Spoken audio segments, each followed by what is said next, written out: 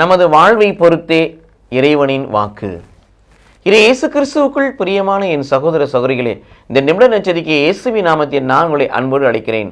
நாம் வாழுகின்ற வாழ்வை பொறுத்தே கடவுளுடைய இறைவாக்கு அமைந்திருக்கிறது. நாம் எல்லாரும் இறைவாக்கு நன்மையா பாசிட்டிவா சொன்னா சந்தோஷமா ஏற்றுக்கொள்கிறோம். ஆனா இறைவாக்கு எதிர்ப்பதமாக நெகட்டிவா சொன்னா சங்கடப்படுகிறோம், சஞ்சலப்படுகிறோம்.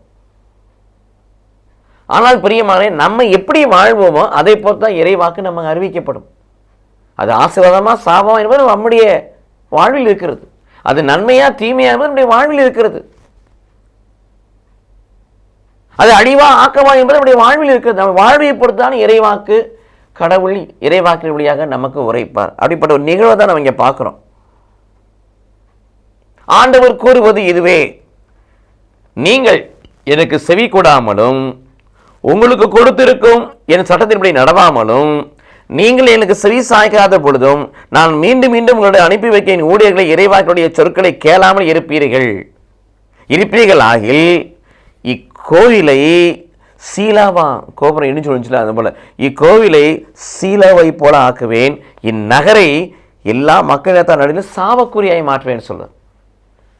நகரமும் அழிந்து போகும், அந்த கோவிலும் அழிந்து போகும், கோபுரமும் அழிந்து போகும். ஏன்னா நீ என்னை கேட்கல, வார்த்தையை கேட்கல. என்னை வார்த்தையை கேட்கும்படியே அனுப்பி வச்ச இறைவாக்கிலே நீங்கள் ஒன்று மதிக்கலை, அவங்களையும் கொண்டுட்டீங்க. அதனால் கோபம் அடைஞ்சு இந்த வார்த்தையை சொல்லுகிறார் எரேமியா வழியாக. அதனால் கொந்தளித்த மக்கள் அதை ஏற்றுக்கொள்ள முடியல. இது இந்த இறைவாக்கு அவங்களுக்கு பாதகமாக வருது. இந்த இறைவாக்கு அன்றைய நாட்களில் வாழ்ந்த மக்களுக்கு பாதகமாக வருகிற அப்படின்னாலே அதிர்ந்து போகிறார்கள், பயப்படுகிறார்கள், சஞ்சலப்படுகிறார்கள், சங்கடப்படுகிறார்கள். உடனே அவர்கள் என்ன சொல்கிறார்கள்? நீ கண்டிப்பாக சாக வேண்டும் என்று சொல்லி எரேமியாவை பார்த்து எல்லாரும் கொக்கரிக்கிறாங்க. ஏன்னா இறைவாக்கு நெகட்டிவாக வருது. நம்ம வாழ்கிற வாழ்க்கையை பொறுத்து தான் இறைவாக்கு நன்மையாக ஆசீராக உண்மையாக வரும். அப்படிப்பட்ட வாழ்க்கையை அவங்க வாழல, அதனால் பாதகமாக வந்துச்சு. ஆண்டுடைய வார்த்தைக்கு செவி கொடுத்து ஆண்டவர் அனுப்பிய ஊழியர்களை மதித்து வாழ்வோம் என்று சொன்னால் நமக்கு கொடுக்கப்படுகிற இறைவாக்கு பாதகமாக இருக்கும், நன்மையாக இருக்கும், ஆசிரியராக இருக்கும்.